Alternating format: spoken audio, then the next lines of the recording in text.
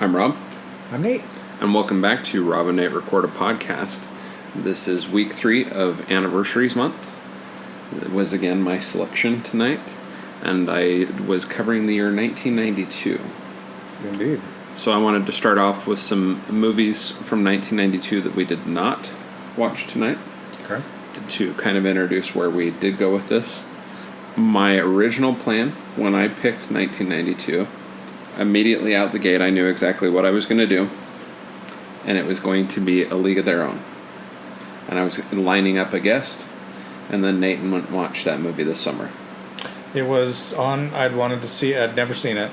I wanted to see it. It was on Prime. I figured it's not going to stay on Prime very long, so I watched it and I mentioned it to you. And you're like, oh, dang it. Yep.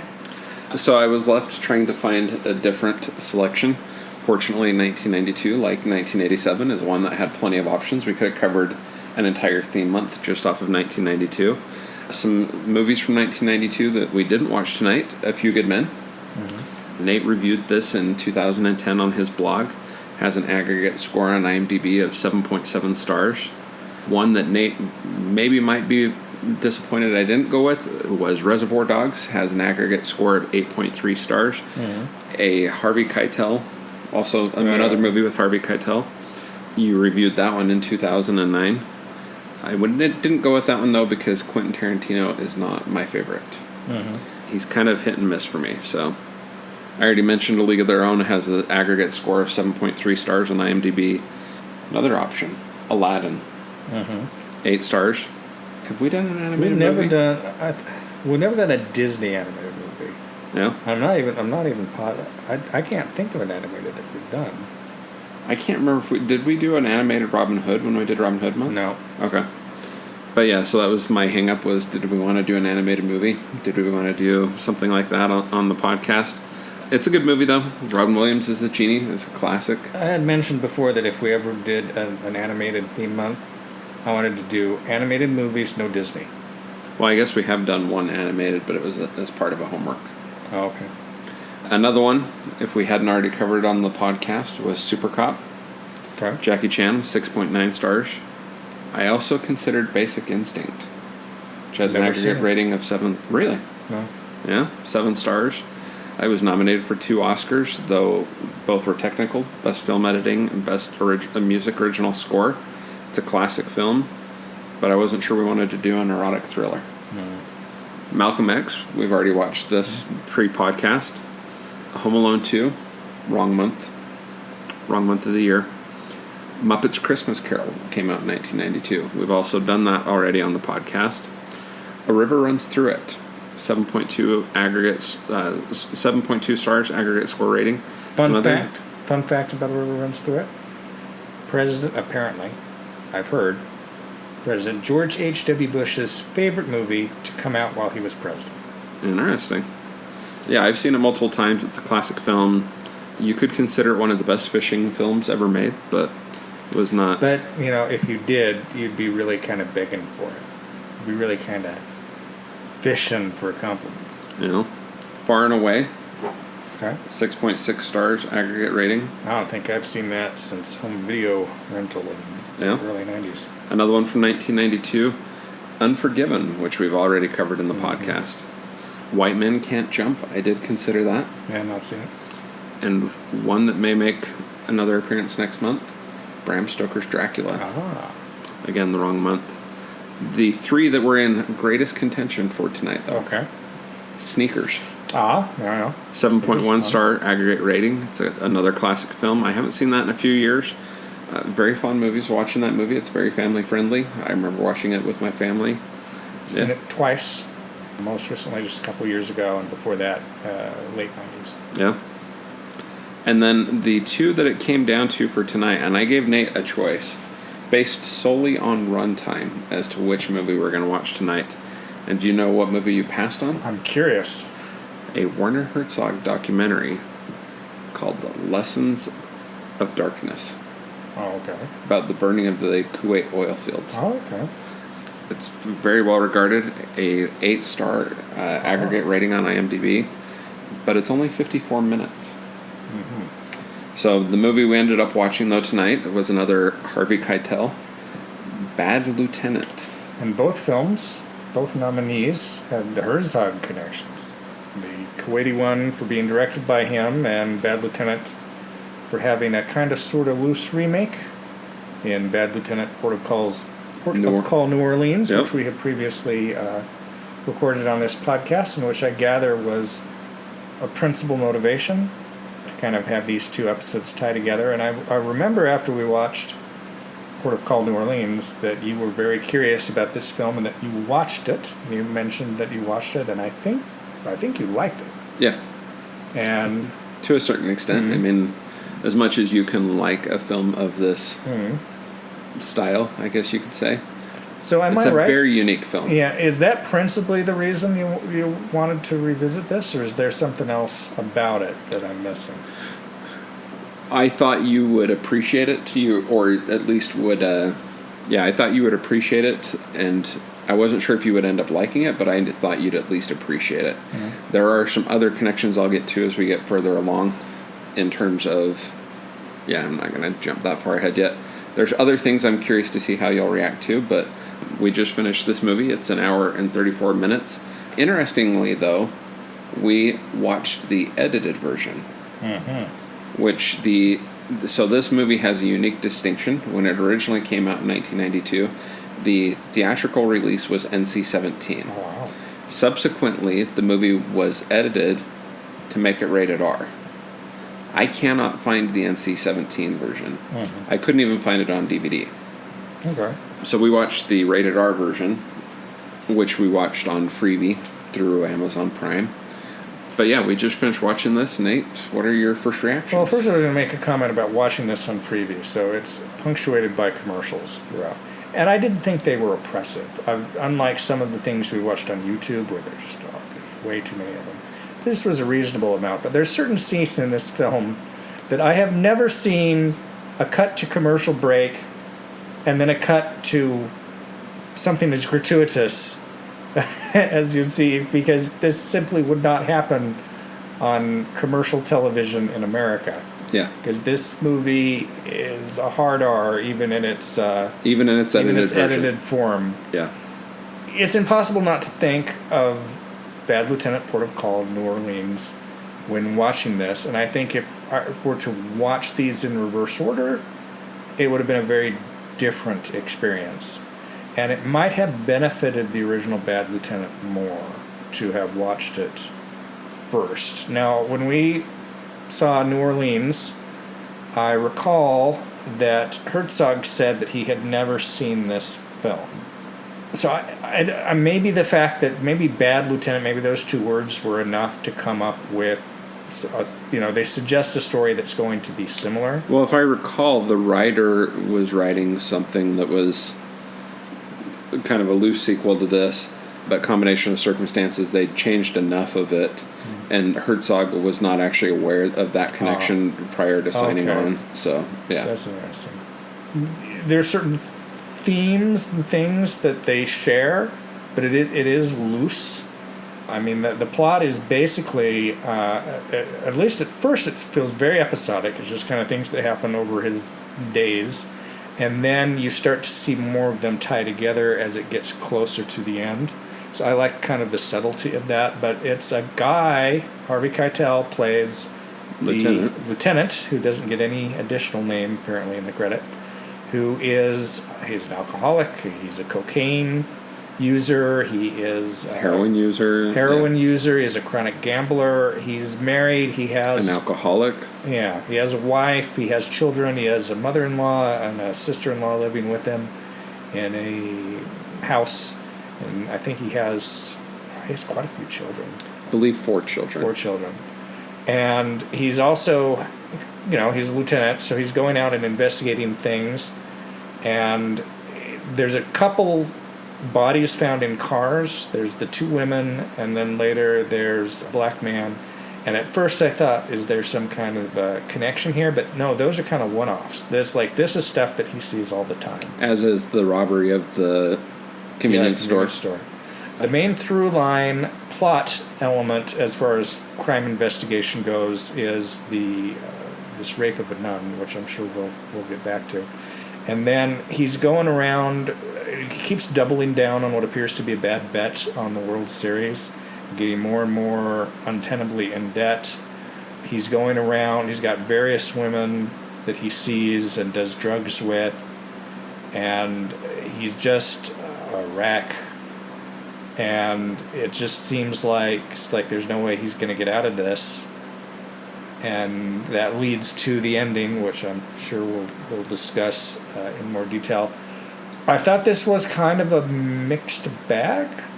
I thought there's stuff in it that are just kind of like, this is exploitive, kind of dirty stuff. I can't really like it.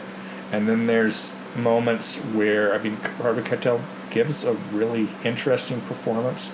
The way he cries and kind of has these little streak things he does, I thought that was really interesting.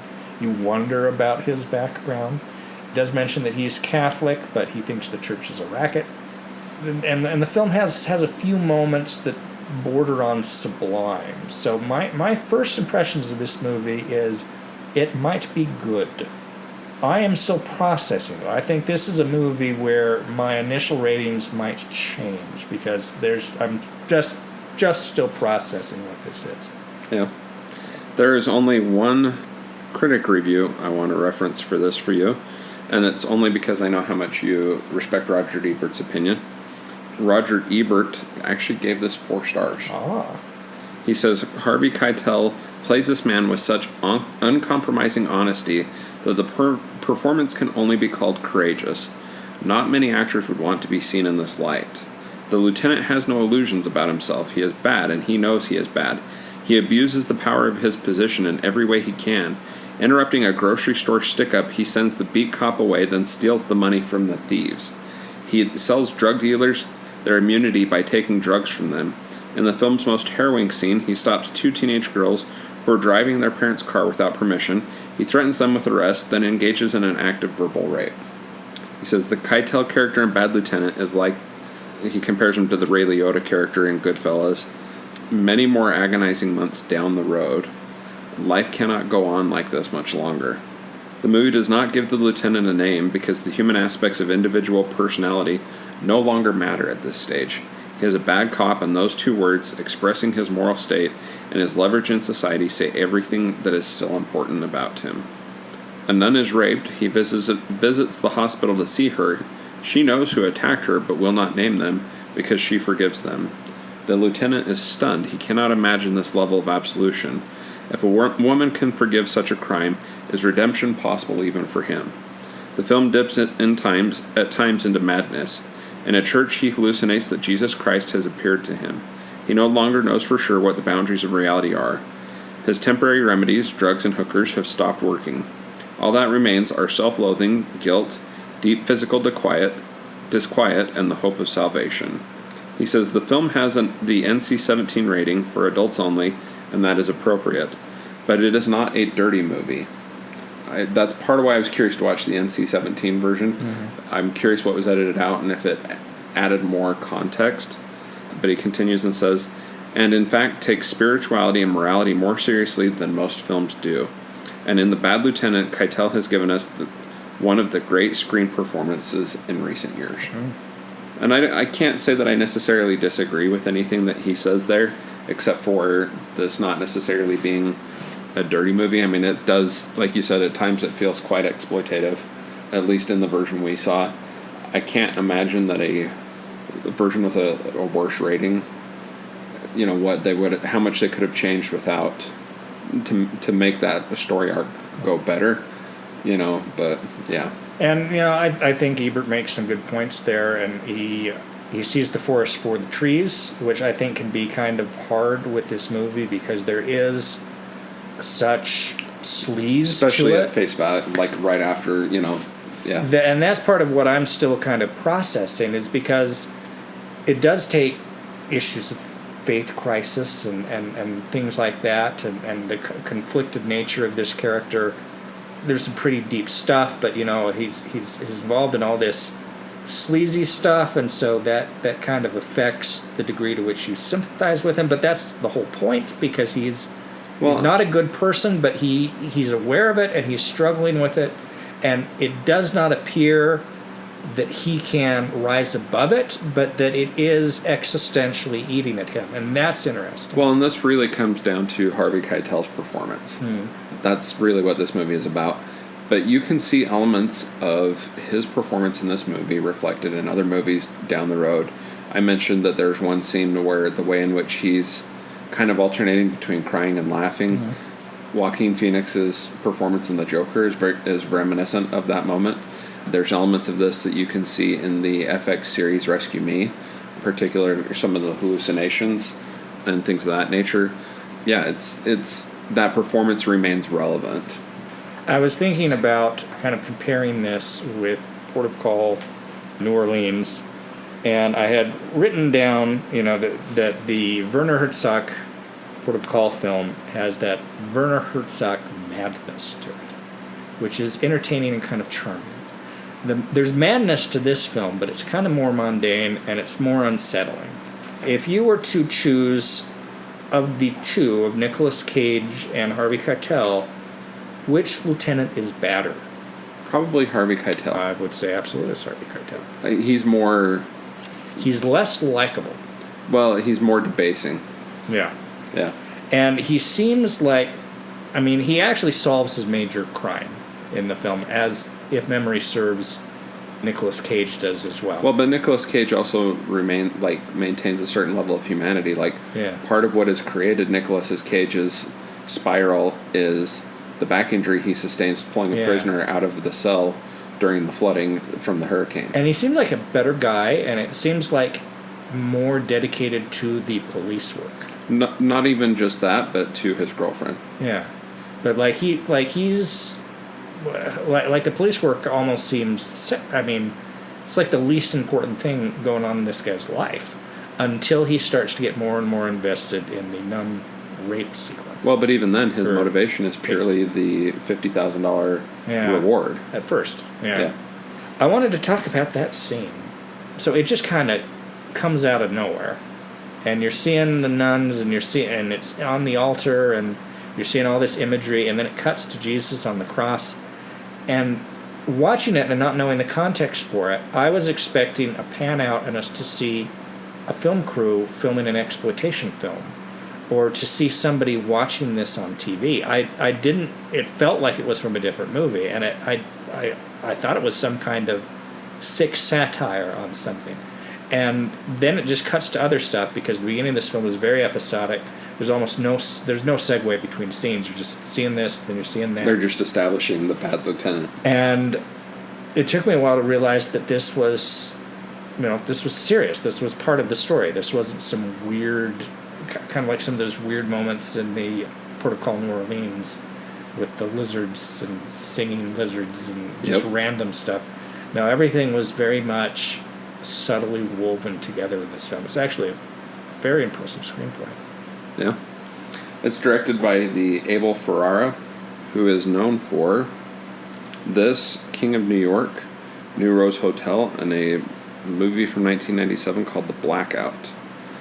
He's also known for some violent exploitation films such as Driller Killer and Miss 45. I don't know that I've seen a lot of Abel Ferrara, but yeah. Yeah, it doesn't seem like he's not really a name. Yeah. And it seems like his career's been fairly limited. This is probably what he's best known for. Yeah, this film, our primary character in this film is Harvey Keitel's lieutenant. This movie also stars features Peggy Gormley, Victor Argo, Paul Calderon, who you might know from the Bosch series. I wasn't 100% positive with at first. Like, is he on Bosch? Yeah, this is a much younger version. Yeah. But that's most of who you're going to know from this film. So there was the scene where he goes to that house, and I described it as a house that had been decorated in a style of tacky Catholic Latin American. Mm-hmm. And he goes there to pick up a box full of money. Which, that's the one dealer who he was giving the drugs from evidence to sell. Oh, okay. And so he's picking up the money from the drugs that the guy sold from him. But the drugs that he's selling is drugs that Harvey, the bad lieutenant, took from evidence and is giving to him to sell. So in that scene, when he's waiting to get the money, he's sitting on a couch with a Jesus blanket on it with the guy's mother or grandmother who's evidently speaks little to no English. And when the money is handed over to him in the box, she tries to give him additional money, like change or something like that. No, that was those capsules of drugs. Oh, those were capsules of drugs. So remember, so she gives him like the two little like pill things, and that's what he pulls out and puts in that pipe when he's got the two guys that raped the nun on the couch, and that's what they're smoking while they're watching the game. Because I wasn't sure about the context, and I wasn't sure what she understood the situation to be. I thought that she might have thought that it was some kind of a charitable donation, and so she was trying to give more. No, she gave him drugs. She gave him drugs. Okay, I completely misread that scene. Yeah. Because this movie doesn't spell things out for you. No. It can be easy to get kind of very lost. Subtle. And I'm assuming you got more out of it this second time. Not much. It's really pretty much all there. Well, yeah, in terms of the subtext and what it's about, but just like the little how things connect. Well, what really struck me the most the first time I watched this was the way this movie ends. Yeah, we got to talk about that. You know, so he's finally gotten some of the money, and he's pulled up in front of, I forget what that place was, that mall that he's in front of, and this other vehicle pulls up, and they yell at him. They don't actually ever give him a name in the movie, but at some points he's called like Ronnie or something, and they yell a name, and he's shot from another vehicle, which immediately drives away. It's implied that it's in retribution for his gambling debts, which he has some of the money to go pay that, and it's in the car there when he dies. And then it's several seconds after the car drives away before anyone at this mall is reacting to his murder right there. And it just ends on watching the car sit there while there's some melancholy music playing. So first, I wanted to talk about... I think it's interesting that that's what you went to as the end of the film, because to me, there was the end of the film and that was the epilogue to the film. That it was kind of a two-tiered ending. So he's trying to get the nun. Please tell me who did this. She won't. He can't understand it. It's messing with his whole sense of self. He's having a breakdown. He thinks he's talking to Jesus, and it's what at first I thought was a man, but actually was a woman who's bringing a cup that was stolen from the church that she found with one of her sons or nephews or somebody connected to her. And that is the clue that he needs to realize, okay, so these kids that stole the chalice were the kids that did the raping, because the nun did say that they were local kids, but that's all that she was willing to say. And so follows this lady to where the two youths are hanging out, and they're hanging out in this rundown apartment, and they're watching the final game of the World Series, which is what's going on as the background of the gambling situation. And I guess, did this really happen, this World Series, where I don't know. The Mets and the Dodgers and the Mets lose the first three games, and then they win the last four and win the series, which in this film they mention over and over has never been done before. The chances this will happen, there's almost no chance. And Harvey Keitel keeps doubling down. They're going to win. They're going to win. They're going to win. And when he's there with the kids, he sees the end of the World Series. He realizes, I'm in the clear. Like, I was theoretically $500,000 in debt, and now I'm good. And that combined with what happened with the nun, he takes the guys, he handcuffs them and takes them in the car. He threatens them. You think he's taking them to the station, but no. He takes them to the Port Authority bus terminal. He gives them the money that the drug dealer gave him and basically says, you leave this town and never come back. Like, this is his compromise. Like, he's seen a miracle. He knows he needs to be a better Christian. Well, the nun's forgiven him. The nun's forgiven him. I will not permit these people in my town, but I will let them leave peaceably. I'm trying to make peace with God. And I really like that ending, and I wish that had been the ending. Really? When he goes out and gets shot almost immediately after, I didn't like that. It was too much. I preferred a more ambiguous ending. Which is closer to how Porter Call New Orleans ends. Yeah, I preferred that. And I get that this is totally set up. with he's got so many enemies, somebody killing him. I mean, it makes a certain amount of sense. But I would have preferred you to for him to go on with his life and it not to be answered. But there's what no happens way to him for next. him. But at the same time, even if it hadn't answered that question, you know this guy. He's gonna go back and do crazy crap again. Yeah. And he's. I mean, be he right back discharges where he his started. firearm multiple times in this movie. Yeah. Like one at that convenience store just to shut up the argument between the store owner and the guys that have done the stick up. Once in his car, just because he doesn't like the way the game ended, so he shoots the stereo in his car. And yeah. Had a cassette player in that stereo. Yeah. That was kind of. I enjoyed the early '90s-ness of this, the early '90s New York scene. The song is apparently the name of the song is "Forever My Darling," and it appears to be late '50s, early '60s. It's got that sound. We hear it several times over the course of the film. And I just thought I like the juxtaposition of it because it is kind of melancholy and it is of a simpler time. And that scene where we first see it, where he's dancing. It's actually called "Pledging My Love." It's by Don D. Roby, Fats Washington, and it was released in 1954. Okay. But the first time we hear it, he's at that one of his brothel-like locations that he goes to, and he's dancing with those two women. One is kind of androgynous looking, and they're playing that music, and he's all drugged out. I'm like, this is freaking Blue Velvet, man. It's just so weird. Yeah. Another thing that was interesting was the redhead that he goes to shoot up heroin with, who is quite a striking looking woman and has an interesting silhouette. And you want to look at her, but you also want to look at her wallpaper.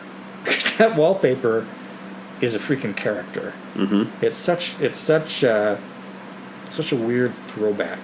And so many of these look. I mean, there's the real. I mean, it feels like New York City at this time. Yeah.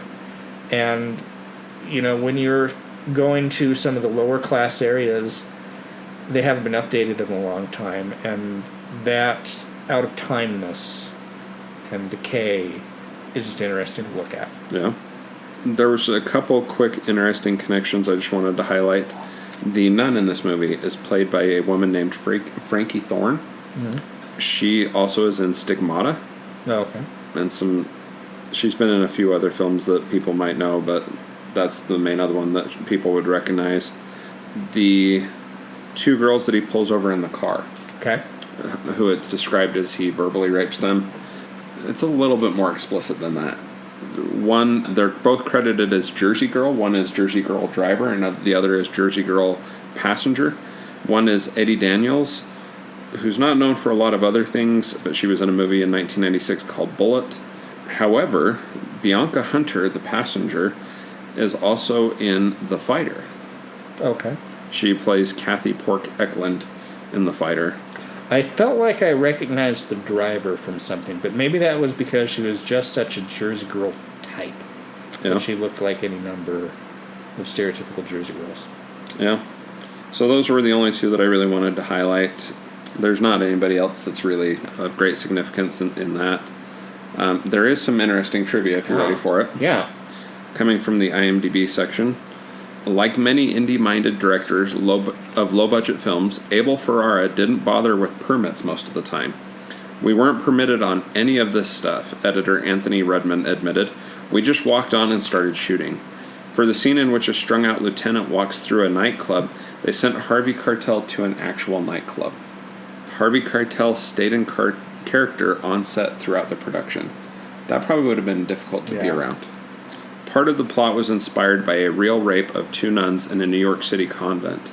Just like in the film, rumors circulated of a cash reward being put out for the rapist's capture. The detective who caught the rapist, Bo Dietl, played a detective in this film. He is now a best-selling author. Oh.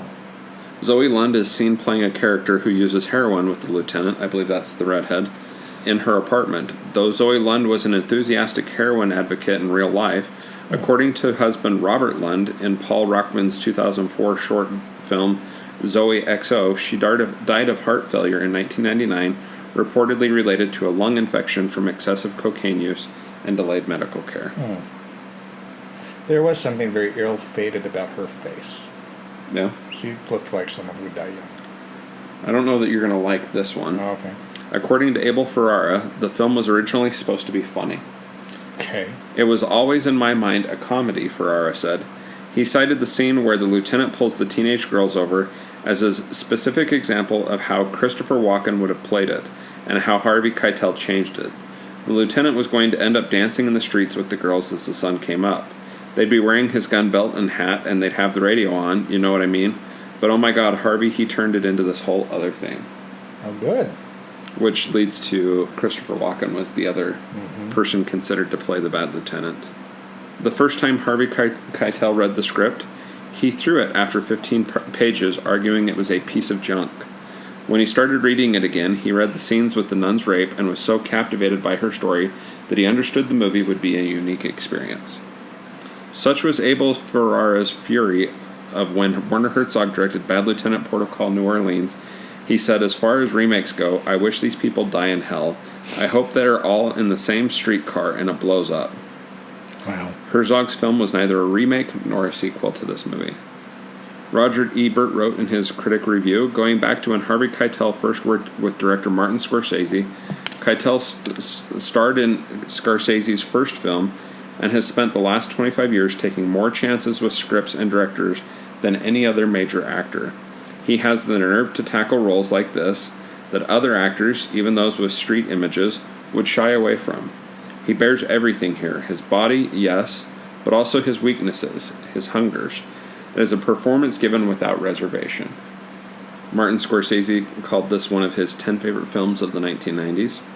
So, the lead was originally earmarked for Christopher Walken because he had worked with Abel Ferrara on King of New York in 1990.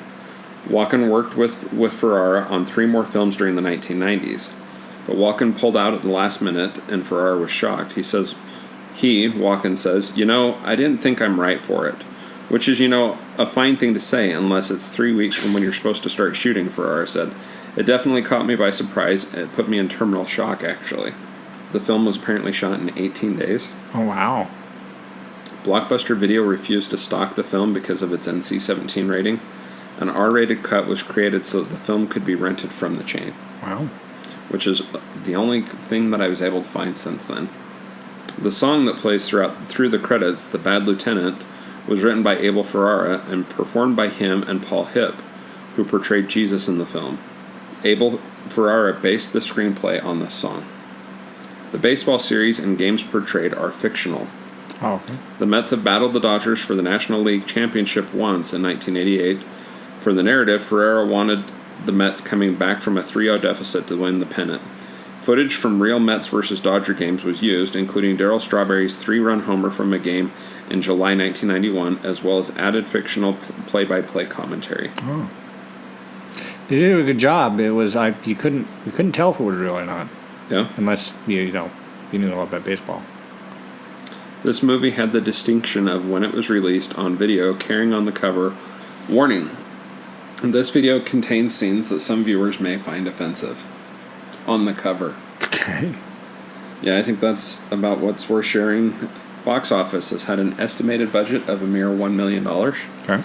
Had an opening weekend of a mere $47,000. A U.S. gross of $2 million, and the worldwide gross must be wrong because it's saying $2,038,000. So it did make money. Again, iconic performance by Harvey Keitel.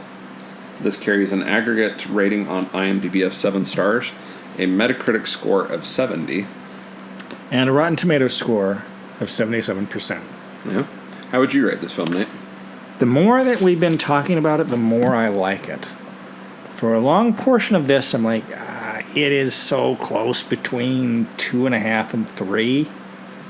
But I think it's 3.5. I actually like it slightly less than that. There's enough of this that is rough and gritty enough and gratuitous enough. I can't give this higher than 8 on the 10-star scale, and I would probably stick with a 3 on the 4-star scale. I would also give it 8 on the 10-star scale. I think that Ebert is right, that there's some really profound stuff here, and you just have to sift it out of the filth that's around it, which is also essential to it.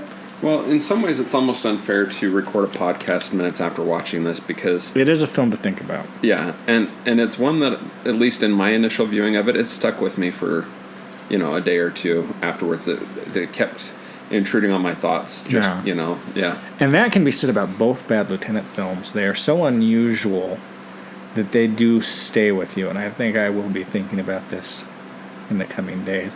And at some point, I should really just do a double feature and watch both again. That would be a double feature.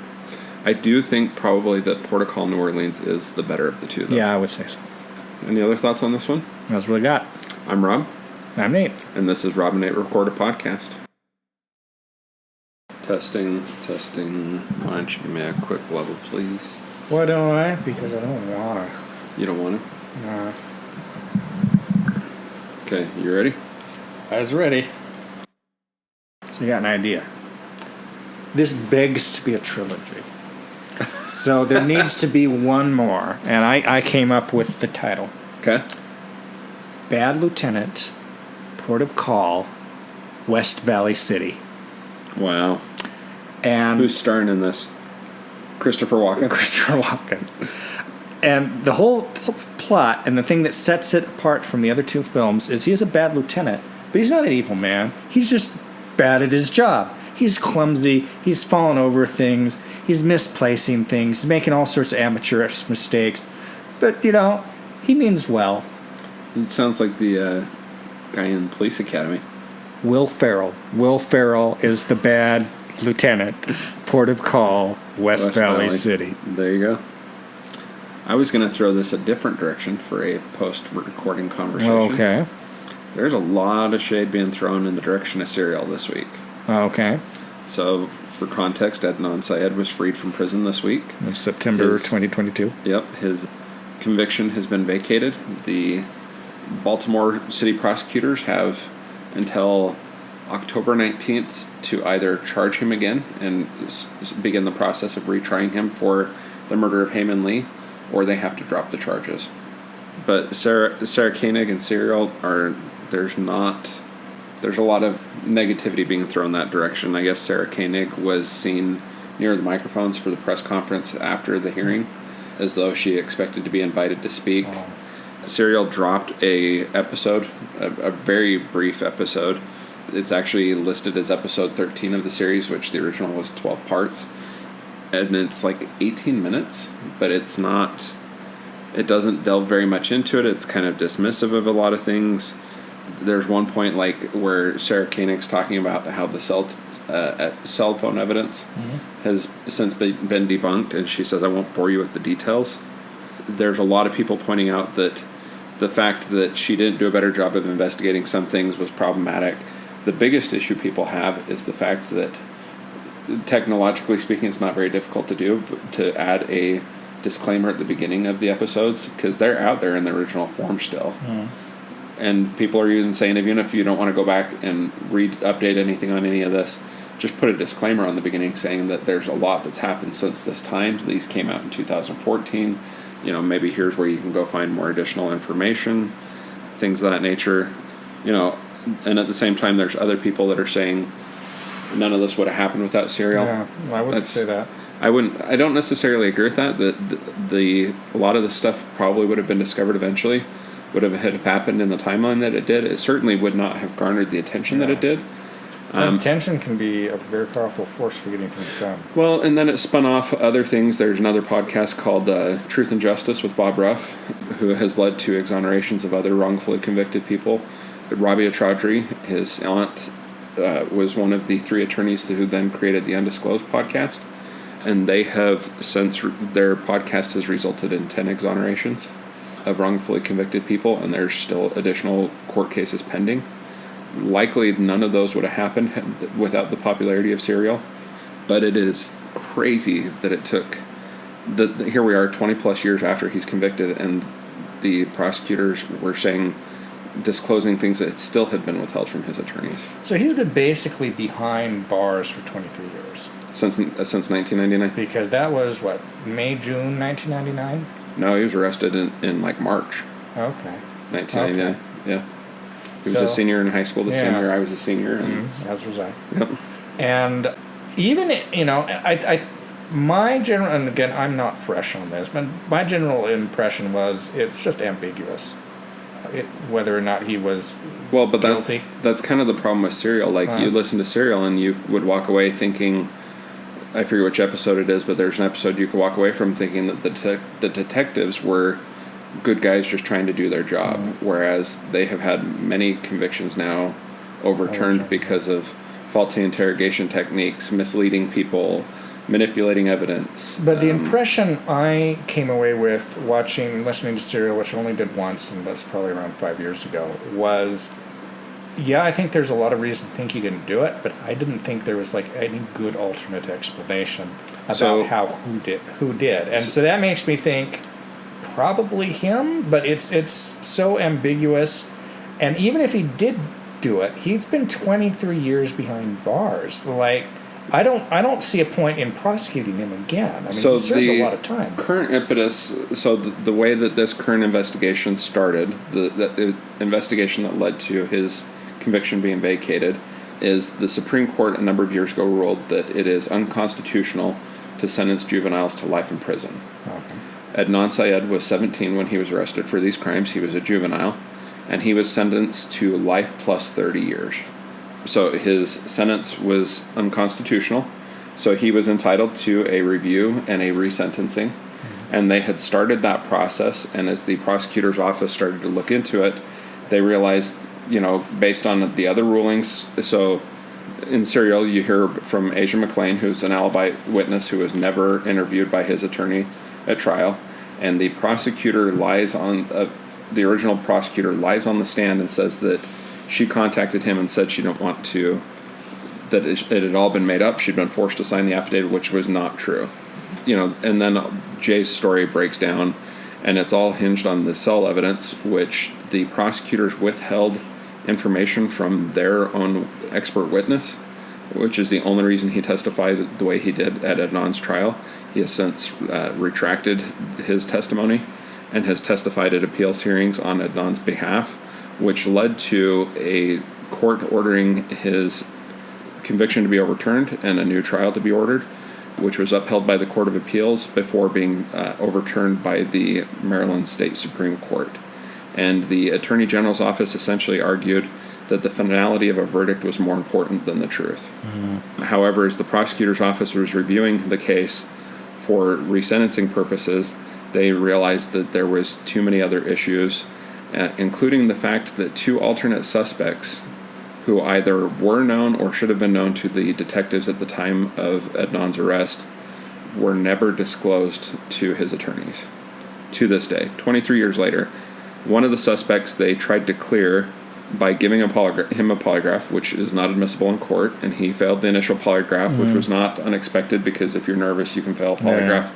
So they administered him a second polygraph at a later time, and this form of polygraph they administered for the second polygraph is so unreliable and so terrible it never could have been used as something to clear him, and they said that that's how they cleared him.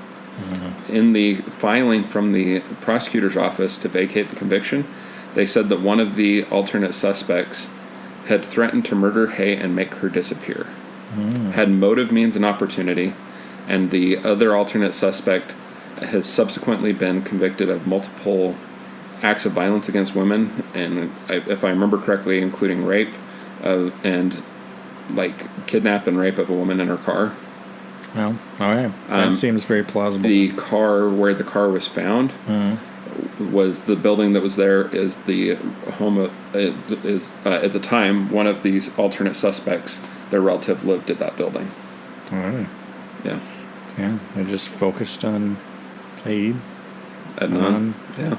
And I mean, regardless of what you think about whether Adnan may or may not have done this, the way that their theory of the crime, it couldn't have happened that way. He was mistreated in his trial. There was prosecutorial misconduct, police misconduct, warrants a new trial, and more than likely he probably didn't commit this crime, and that's not justice for the victim of Heyman Lee.